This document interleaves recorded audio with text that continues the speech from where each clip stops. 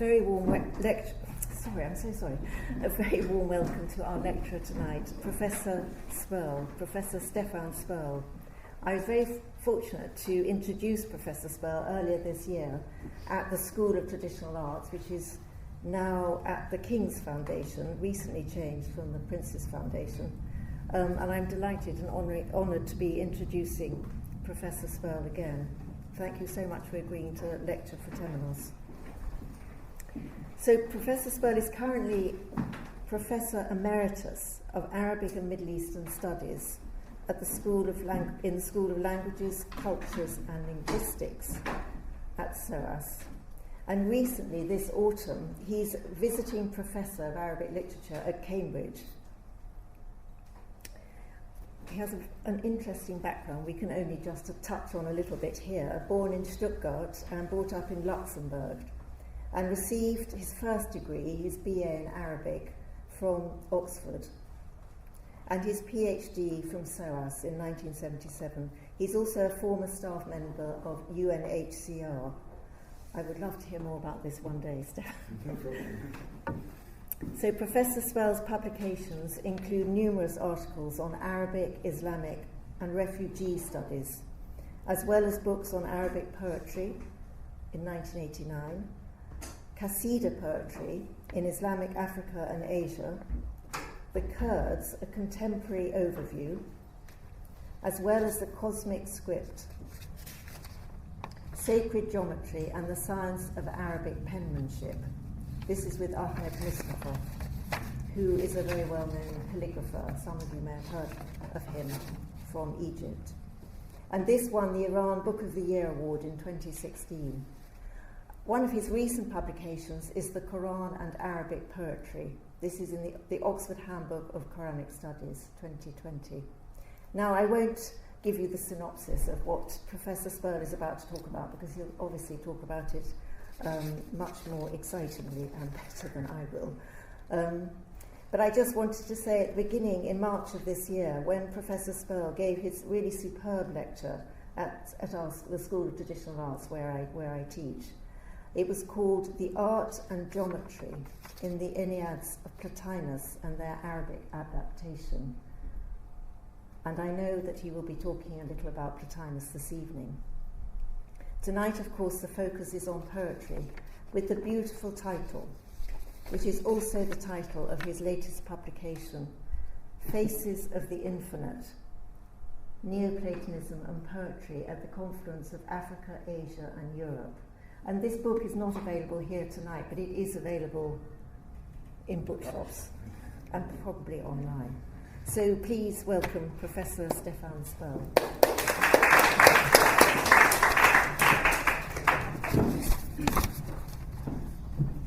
Thank you very much for this very kind, generous introduction.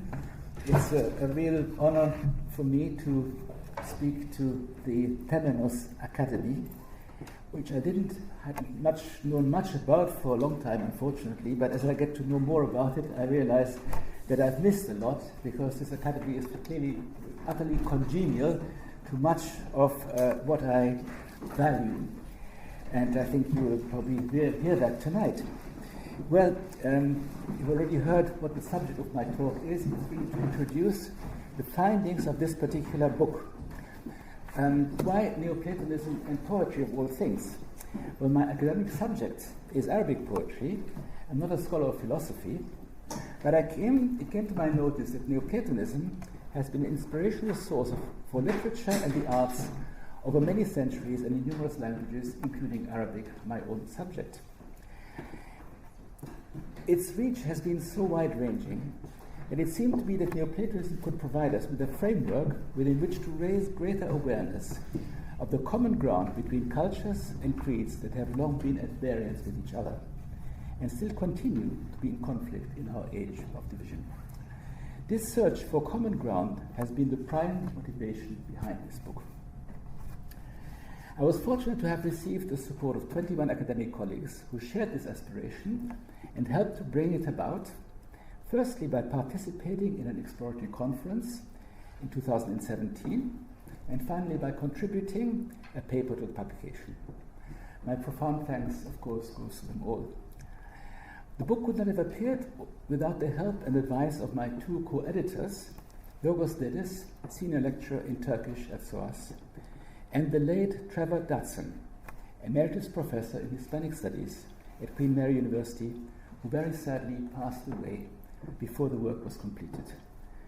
The book is dedicated to his memory. I would also like to thank the British Academy for organizing the conference for us in 2017 and for publishing this book in their proceeding series.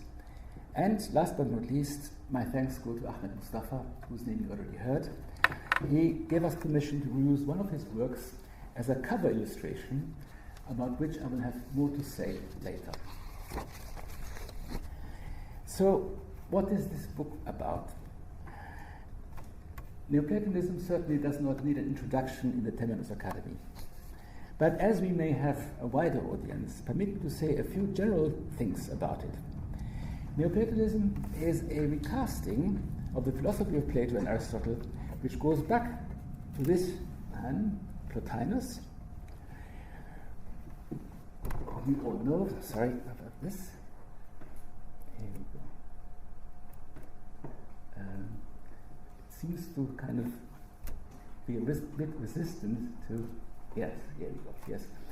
He, as most of you will know, studied philosophy in Alexandria. He's Egyptian, studied philosophy in Alexandria until the age of 40, then decided he wanted to study Indian philosophy and tried to go to India but never made it there. And in the end settled in Rome, where he taught and in the end produced what has come to be known as the Enneads. His thought was developed into the leading philosophy of late antiquity by a certain number of people, philosophers. Why this is, this seems to be changing all by itself without even being touched. Yeah. What's important to me is that all these thinkers who developed his philosophy into what is known today as Neoplatonism all came from the East. There is Porphyry, whose original name was Malchus, which is related to the Arabic Malik, from Lebanon, who compiled Plotinus' writings into the Enneads, 6 books of 9 treatises each. There was Iamblichus from Syria, an Arab, whose original name was Yamliku. There was Damascus from Syria, Cyrannus from Egypt, Proclus from Anatolia. The important thing is that all these thinkers come from the Levant. It means that Neoplatonism has the same birthplace as Judaism, Christianity, and Islam, and its fate is interwoven with the 3 religions. Over the next 1,000 years, Neoplatonic concepts help to provide the theoretical grounding for the elaboration of philosophy, theology, and mysticism in all 3 religions. As a result, Neoplatonism became, over time, a common legacy shared by all the other cultures that arose around the greater Mediterranean and beyond. The prime objective of this book is to document and give voice to this common legacy as it is manifest in poetry composed in 7 languages: Arabic, Persian, and Turkish from the Muslim world, Spanish, Italian, and Greek from the Christian realm, while the Jewish tradition is principally represented in poetry by poetry in Hebrew. Most of the poetry represented in our book dates from the late antiquity to the 17th century, the key period of the dissemination of Neoplatonic philosophy. But the book concludes with 7 chapters on modern poetry, which show that this ancient heritage is still alive today and has a message for our time. We cover in this book a total of some 60 poets. All the texts of these poems in the original language in translation are on this website, Lyrics of Ascent, Poetry in the Platonic Tradition, which I can introduce to you briefly at the end of our talk.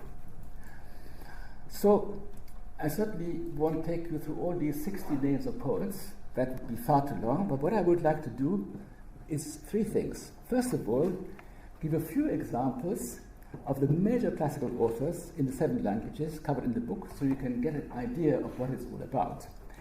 Then, to address the question what these works can tell us about the reason why Neoplatonism remained so influential for so long, and how this influence came to be manifest in poetry. And lastly, I would like to talk about modern poetry and end with one salient example by a modern poet from Egypt. Well, to give a few examples of major writers that are covered, starting with the Greeks. There is, first of all, the hymn on the soul of Plotinus, which Porphyry prefaced his edition of the Enneads with. This is clearly the earliest Neoplatonic poem in existence, dating from around 305, and it ends, the Greek poems end with Platon, who died in 1452, a year before the fall of Constantinople. So we have covered here over 1,000 years of Greek poetry that show how the Neoplatonic tradition was interwoven with these works. We have, to give an example, a hymn to God by Gregory of Nazianzus, who is one of the church fathers, who developed Christian theology in interaction with Neoplatonism. We have Simeon, the new theologian, who is the author of the great Hymn of Divine Love, a work that is one of the foundational texts of the mystical tradition in the Orthodox Church. Neoplatonism moved, or rather writings of Plotinus were transferred to the Islamic world in the 9th century, but strangely enough, his name, Plotinus, was never transmitted. Only his writings were. They were transmitted under the name of Aristotle. The most important of these works is the Theology of Aristotle, which came into Arabic in the 9th century. And the dedicatee of the Arabic translation of Plotinus's Enneads 5 and 6, the dedicatee of this translation received a poem in his honor by Abu Tamam, who is one of the great panegyric poets of the Abbasid period. And in this panegyric, amazingly enough, there are already traces of a Neoplatonic cosmology, which is studied in our book. And then we have, among the examples of the Arabic writers, we have Al-Hallaj Ibn Arabi, the great poets of divine love in the Islamic world. And we have Ibn Sina, also known as Avicenna, who is reputedly the author of a poem called The Ode to Soul, which is the most Neoplatonic of Arabic qasidas. Through Ibn Sina in particular, and other Islamic philosophers like Al-Farabi and Al-Kindi, the Neoplatonic tradition was transferred to the Islamic world more generally, including to the Persian and Turkish-speaking worlds. And here we have some examples of Persian and Turkish poems, or poets rather, covered. There is Ruzbihan Bakli, a great Persian philosopher and poet, who wrote a treatise on beauty, which appears to be clearly in dialogue with the Neoplatonic notion of beauty.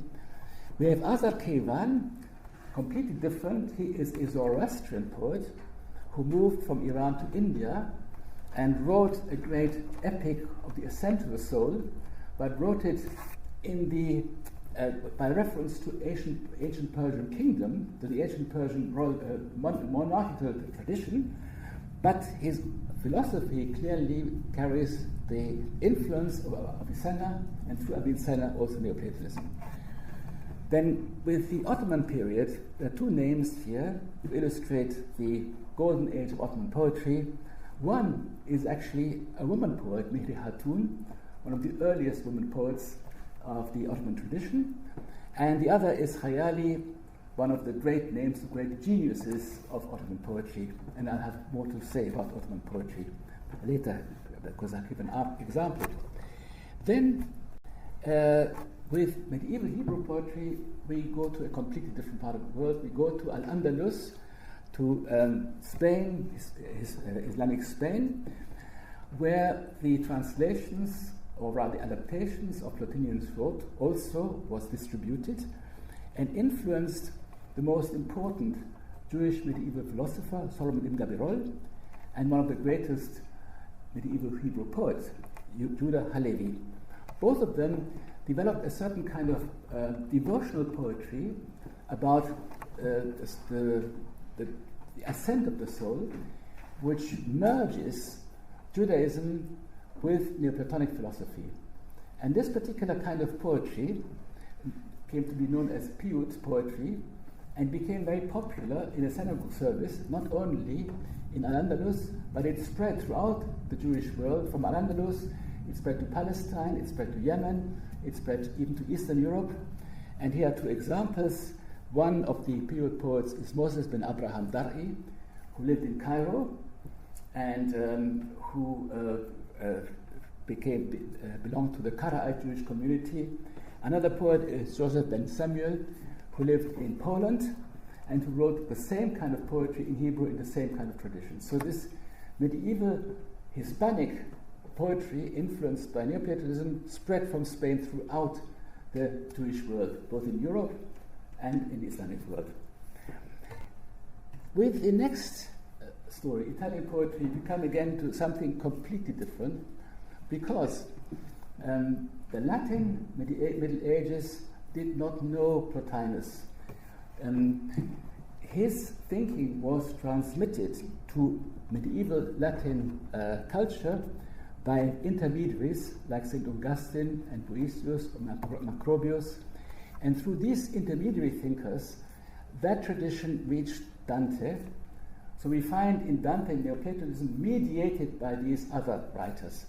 But then along came Ficino. Ficino was a revolution in the development of Platonism because he was the first one to translate both Plotinus and Plato and also the Hermetic writings from Egypt into Latin. And that caused a revolution and a huge change in the awareness of Platonism in Europe. And one of the examples where the impact is to be found is in the poetry of Vittoria Colonna, who was the muse of Michelangelo.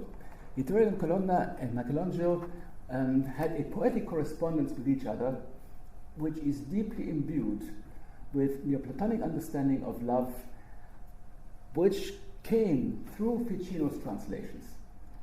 And these are also covered and discussed in our book. But with the Renaissance, we come to an extremely important figure in this story, a man called Leone Ebreo. He was a Jew from Portugal who was expelled from Spain in 1492. Expelled from Spain in 1492 and then settled in Naples. But he was something of a genius because he knew Arabic, Hebrew, Latin, and Italian. And he knew the Neoplatonic tradition from the Arabic philosophical texts that he had encountered in Al-Andalus. But he also read Ficino, and so knew the Neoplatonic tradition through the translations of Plotinus himself. And what he then did is he wrote the Dialoghi d'amore, Dialogues of Love, which is a Jewish philosophy of love, grounded in Neoplatonism, which became extremely influential throughout Europe. European love poetry in the late Renaissance, early Baroque, whether it's in Italy or Spain or France or England or Germany, was influenced by Leone Ebreo's Dialoghi d'amore. He, if anything, really illustrates this remarkable dissemination of the Neoplatonic tradition throughout the Mediterranean. He combines the western route through Spain and the eastern route from Byzantium to Florence in one. And of course, through him, it reached Spain, and here we come to the golden age of Spanish poetry. All these names wouldn't have written what they wrote without Leone Ebreo and the Dialoghi d'amore. There is Francisco de Aldana, a military man who then withdrew into isolation and wrote a long philosophical poem, which is really a kind of ascent of the soul as well.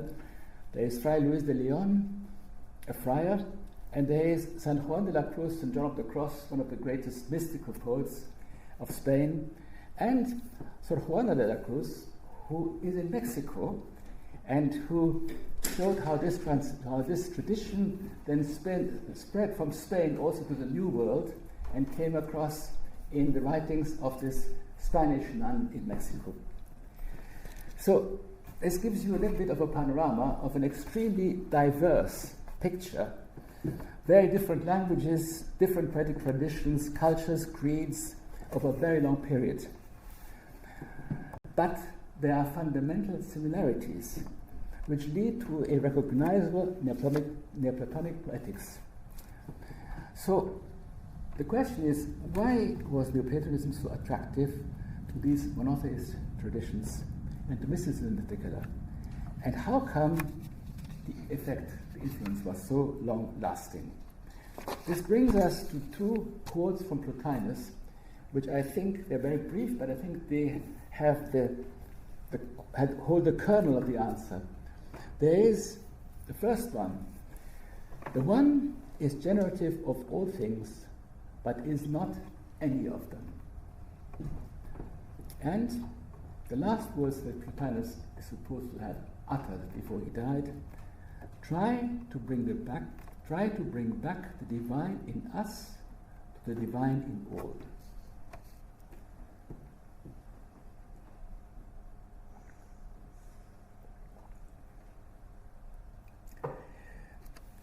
So let us look at these. The first one, from the Islamic perspective, cannot fail to bring to mind the Quranic statement, Laysa kamithlihi shay.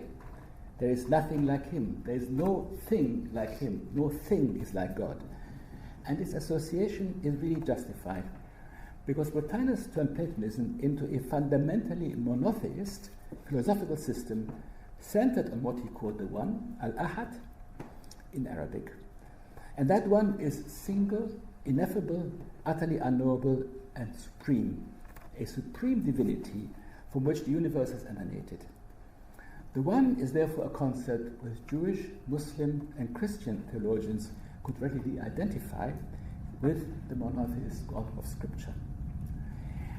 And the second quote, the last words that Plotinus spoke to a pupil before he died, these words sum up the thrust, the underlying purpose of the 56 treatises of the Enneads. Neoplatonism is not just a speculative philosophy. It is an experiential, mystical philosophy which seeks to generate an emotional state of consciousness through which every human being can become cognizant of the one God and reach a state of enlightenment. This is why it could be so inspirational for mystical theology in Islam, Judaism, and Christianity.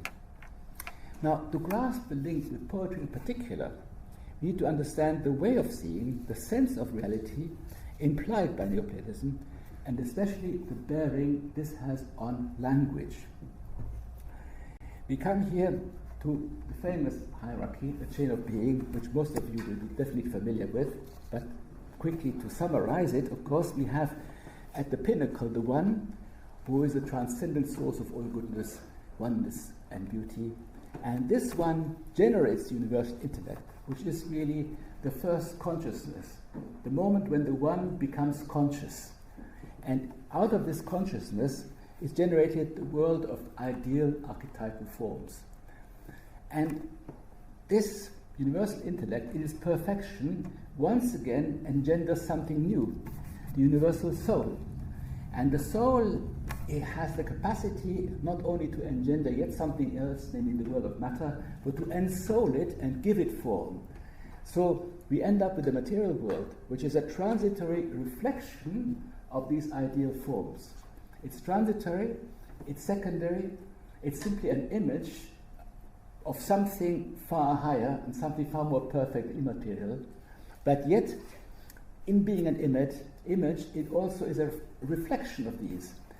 So we end up with two very contrasting notions. On the one hand, there is the One from which everything emanates, which is totally and utterly transcendent, inaccessible and incomprehensible, and beyond anything we can imagine. But on the other hand, we end up with a material world in which the One is immanent, because the one passes its attributes all the way down the chain. Whatever is beautiful, whatever is good, whatever is one, is to some extent a reflection of the ultimate one. So, in order to be aware of this, you have to develop the eyes to see it. That is, of course, the precondition. But when it comes to language, this particular cosmology has huge consequences for language. Maybe consequences of two kinds. On the one hand, because ultimate reality is totally transcendent, language is totally disempowered. Language cannot in any way capture that ultimate one. So language is defeated right from the start.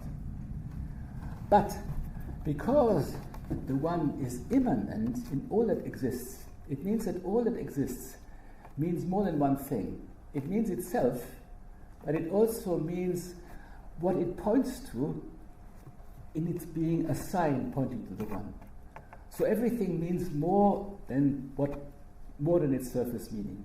And that also applies to words. Words mean what they appear to mean at first, but there is in every word a hint at another reality, at the higher reality, and ultimately at the one. So language is immeasurably enriched through this philosophy, on the one hand, and totally disempowered on the other. And this contrast between complete disempowerment and enormous enrichment, that opens the gates to poetry. And that's what I can illustrate with a couple of examples. First of all, an example of utter transcendence defeating language. One of the most common themes throughout the Neoplatonic forms that are covered in this book. This is by Simeon the theologian, a Byzantine poet. He says, "My intellect sees what has happened, but can find no word that suffices. For what it sees is invisible and entirely formless, unbounded in its awesome greatness. What I've seen is the totality recapitulated as one. It is just as if you lit a flame from a live flame. It is the entire flame you receive." So here is a fundamental tenet of Neoplatonism. The absolute reality can only be experienced emotionally. It can't be described. If you describe it, you have to describe it how? With an image, with an allegory, with a metaphor. And here poetry blooms. We have a metaphor of the lit flame. And Plotinus quite literally describes this difficulty. He says, Ennead 5:3, discursive thought, to express anything in words, has to consider one thing after another. This is the method of description. But how can one describe the absolutely simple? When intellect comes into contact with it, speaking about it is quite impossible. And that's what Simeon said. But what did Simeon do? He nevertheless tried to say something, and he coined an image. It is as if you lit a flame from a live flame. It is the entire flame you receive. Only images can convey that reality which language cannot reach. In fact, at this point, poetry is more powerful than philosophy. We'll give you an example of how immanence multiplies the meaning of language from this Ottoman poem. Here we go, by Jafar Çelebi, an Ottoman declaration of love. It says, "In the world of the heart, banners were raised by the Sultan of love. The monarch of reason became a slave to the royal decree of love." Now, with the monarch of reason becoming a slave, you have a hint at what we've just seen. Discursive language is defeated, finished. The monarch of reason is out of the picture. Something else is happening. What is this other thing that's happening? The world of the heart, the Sultan of love. Who are they? Now, the primary meaning, of course, is here's the lover speaking about his beloved. His heart, and the Sultan of love is his beloved. But the words he chooses, and the context, the spiritual context in which this poetry lives, immediately gives this line two more meanings. There's first of all the association with the Ottoman Sultan and his world. the Ottoman Sultan rules the world. But the phrasing Sultan-e-Ishq in Ottoman Turkish, the Sultan of Love, immediately also echoes the only real Sultan-e-Ishq, and that's God in the world. So we have three different layers of meaning that are associated straight away, simultaneously, the personal, the imperial, and the cosmic. And they are associated with each other because they are felt to actually be mirror images of each other. This is not just a poetic image.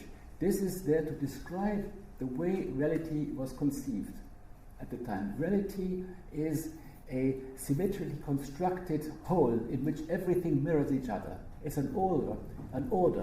And what this poetry does is it makes this order kind of resound and reverberate with this choice of language. And here's a quote from the great Ottoman scholar Walter Andrews, who describes this when he says, in the Ottomans' generally Neoplatonic mystical worldview, the slipperiness of words, like Sultan-e-Ishq, what does it mean? The slipperiness of words, which can have two or more quite different meanings, is significant evidence of the doubleness of a cosmos in which every perceptible thing in this world has an analogue in another more real reality. And the emphasis, of course, is on more real reality, because this world is a world that is transitory, that is basically fundamentally unreal, a simple reflection of another form of existence which is far higher. And of course, that's, the substratum of Platonism altogether. Now,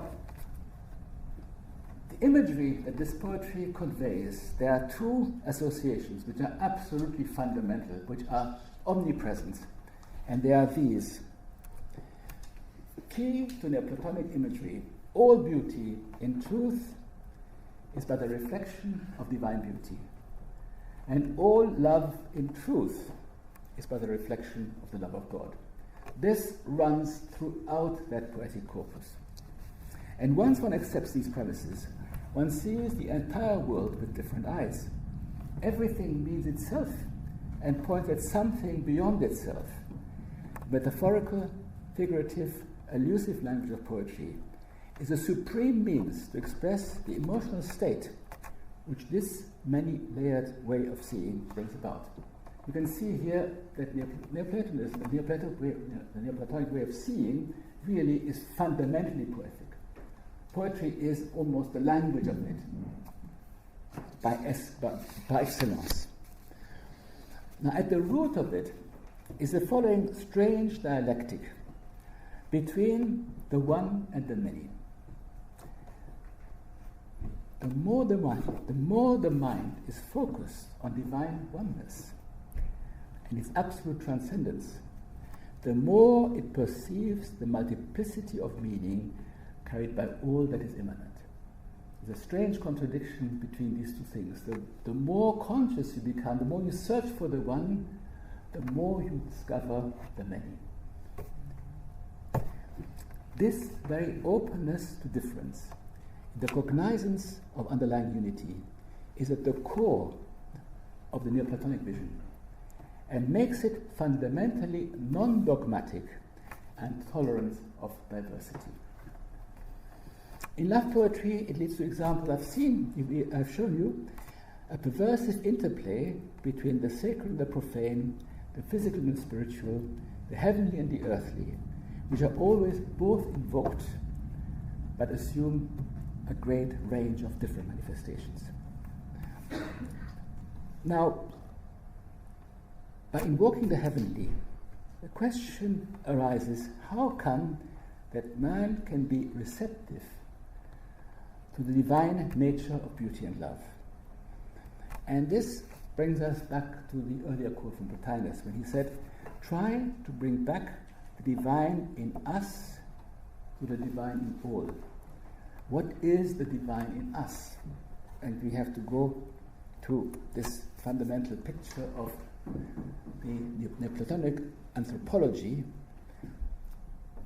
Man is a microcosm of the cosmic hierarchy.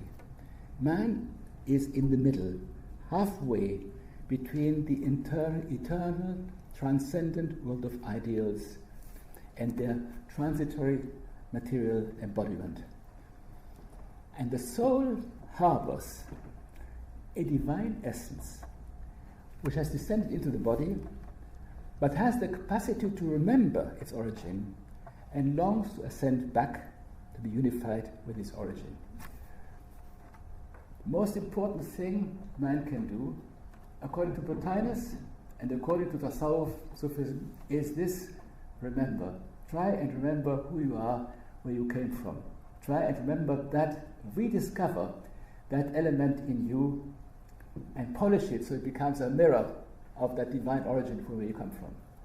The worst thing you can do is to forget it and to sink down into plurality and lose yourself in materialist pursuits and enjoyments and forget yourself. If you have the capacity to rise up, the greatest thing you can do is try to reach this godlike state of existence, which has many names. In Greek, homoiosis to theou, godlikeness. In Arabic, takhalluq bi akhlaqillah, acquisition of divine attributes to the extent that you are capable of doing it. Al-fana in Arabic, the extinction of the self. And there is a vast amount of philosophy and theosophy written about this particular state of existence of consciousness in Judaism, in Christianity and Islam. How close is a homoiosis to theou, a godlike state, actually possible? We don't go into this because the theories around it are a whole subject matter on its own. The important thing is that this is the target.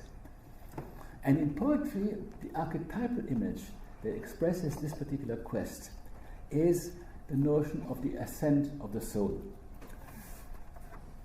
which is represented in many poems discussed in this book. And here I give you an Italian example from Vittoria Colonna, who, as I told you, was this fantastic Italian poet. For me, it was immense, and I knew nothing about her. One of the greatest discoveries for me in this entire journey was to get to know the poetry of that woman, who was enormously important for Michelangelo. And in one of her poems, one of her sonnets, she ends it with the words, "It is not right here to invoke Parnassus or Delos, for I aspire to cross other waters, to ascend other mountains, which human feet cannot climb unaided.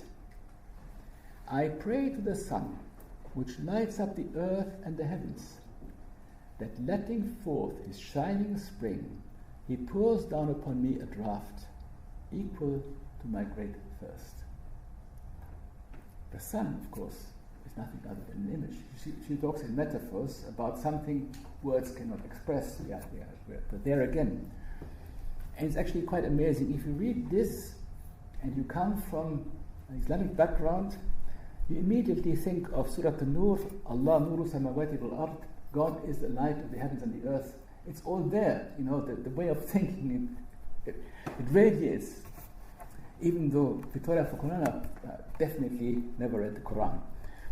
But this ascent, of course, is essentially an inner journey. It's a journey into the true heart of the soul. Ascent is just an image, a geographical image for something that happens inside. Now, there is a special point that has to be made here, I think. According to Plotinus, this path to ascent is first and foremost an individual quest. It is independent of any established institution and superior authority. You reach it through contemplation and self-purification, and any man or any woman can attain to that goal. You don't need any authority for it to happen. So this fundamentally individualistic, liberating, anti-authoritarian philosophy, of course, got a lot of people into trouble, because many luminaries who followed this particular way of thinking have been condemned by orthodox religious institutions persecuted and put to death. And it applies to several of the poets discussed in our book. Simeon, the new theologian, author of the Hymns of Divine Love, was imprisoned for years. Al-Hallaj, as many of you will know, was executed. Ibn Arabi has been roundly condemned by Islamic orthodoxy for a long period of time, and even today some of his writings are forbidden in parts of the Muslim world. San Juan de la Cruz was imprisoned and tortured. Fray Luis de Leon was subjected to the Inquisition, and the list goes on. And Sufism today, in many parts of the Islamic world, is persecuted, brutally persecuted. So this vision is fundamentally anti-authoritarian, individualistic, and depends first and foremost on the individual's own relationship to his own inner self. This is, I think, an extremely important aspect of that tradition. And that's why I don't think anybody has ever been executed because they didn't believe in Neoplatonism. There has never been a Neoplatonic secret police tell you, you have to do this, you have to think this. This is totally alien to the Neoplatonic tradition in itself. What has happened, of course, is that Neoplatonism has been sort of absorbed by orthodoxies, and suddenly, once absorbed by orthodoxies, it becomes paralyzed, it becomes a straitjacket, it becomes dogma. The one becomes tyrannical, but that is alien to the spirit of Plotinus, totally alien.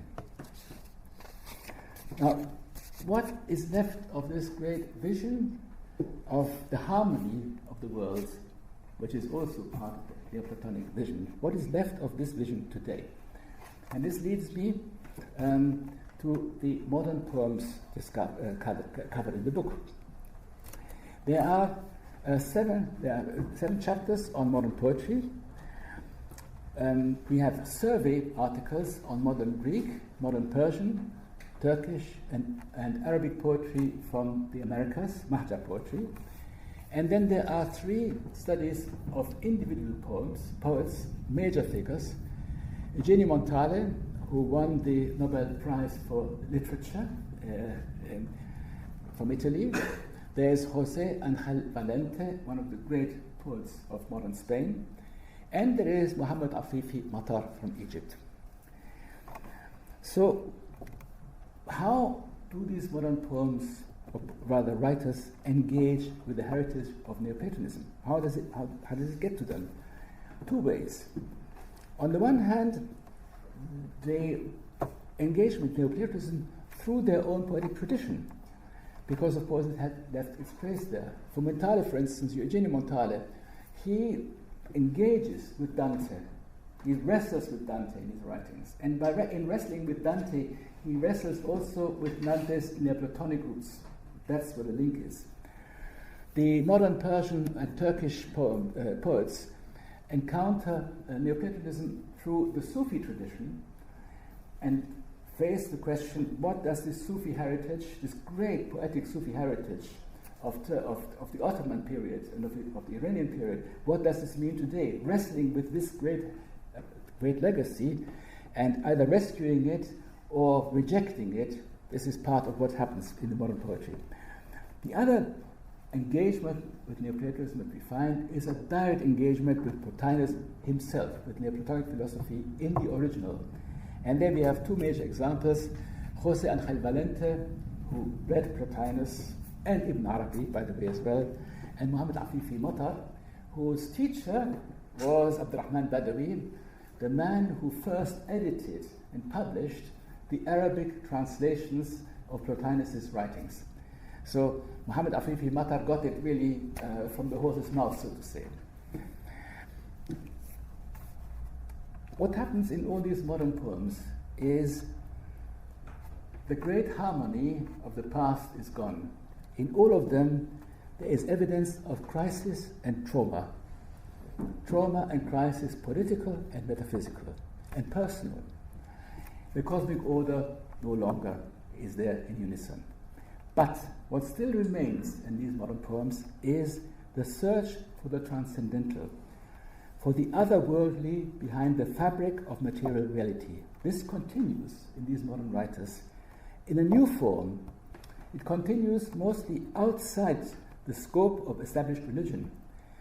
So what appears is what the contributor on modern Turkish poetry called a secular mysticism, which is found not only in modern Turkish poetry, but also, for instance, in José Ángel Valente, very much so. But what links these writings to the Neoplatonic legacy is a series of characteristic images and themes of the past, which are still there and which we find again in a new crisis-ridden context of modernity. And a key image is the ascent of the soul. And it's with the reappearance of this image that I'd like to conclude my talk. The reappearance of the image in a poem by Muhammad Afifi Matar.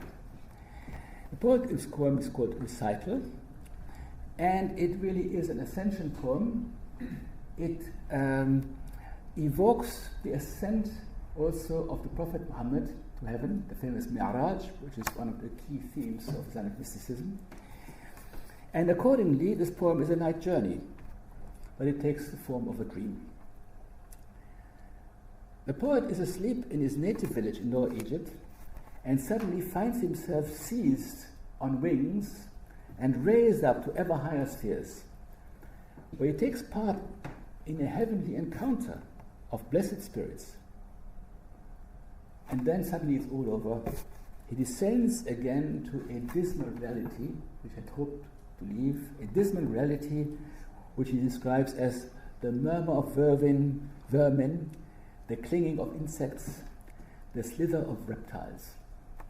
The dismal reality of the modern Egypt at the time. This poem was written just after the 1967 war, when Egypt suffered a cataclysmic defeat, and the rottenness of the Egyptian political system was plain to see. So this dream that he had elevated him out of this reality to a completely different world. And I'd like to share with you the climax of the poem, the climax of this dream vision. And here it is. He says, I knew. I walked the way of ascension, Mi'raj. The circumference of the earth expanded. A window beneath the garments of the oceans gapes open. The Oriental sages, the Hermetists and the Gnostics partake of the banquet of luminous dialogue. A Suhrawardi breathes in the fullness of space, divides bread and the silvery fish of the Nile. The Hermetists weave the cape of chants and enchantments. They unfold it for the noble tribe, the beasts and the birds, as a resting, sheltering space for initiating and linking creatures twice, thrice, 4 times, and up to the last number memory may retain.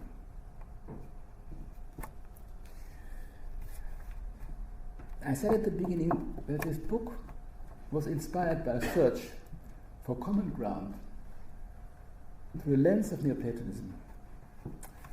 One place where I felt I had found this common ground is in that banquet of luminous dialogue at the pinnacle of Matar's poem. Here he evokes an unbroken tradition, an Egyptian, Persian, and Greco-Islamic symbiosis of sages, which stretches all the way to antiquity, and undoubtedly includes Plotinus, as Matar studied him under Abdurrahman Badawi. The cape of enchantments woven by the Hermetists to interlink the noble tribe and even the beasts and birds up to the last number imaginable. This, I think, is truly symbolic of the fundamental unity behind all difference, which is at the heart of the Neoplatonic vision. This way of seeing is today as relevant as ever, if not more than ever. It clearly emerges out of many chapters of this book. As the poem Al-Matar shows, his vision is the fruit of the ascent of the soul, that longed for ideal, which appears in numerous guises in the poems this book discusses. But thanks to Egyptian artist Ahmed Mustafa, this ideal is also evoked in the cover illustration of our book. Because what we see here is an excerpt of a large painting called Night Journey and Ascension, like the poem Al-Matar. And here is a painting. This large painting is based on Quran 17:1, "Glory to him who made his servant travel by night, from the sacred place of worship to the remotest place of worship. سبحان الذي أسرى بعبده ليلا من المسجد الحرام إلى المسجد الأقصى." Here you can see the painting as a whole. And I feel I really could have illustrated what our book is about just by showing this slide. The spiritual quest powered by love, the longing for the eternal, otherworldly beauty, uttered in multiple forms by a multiplicity of voices and languages in our poems. This very chorus is also as though it were displayed here.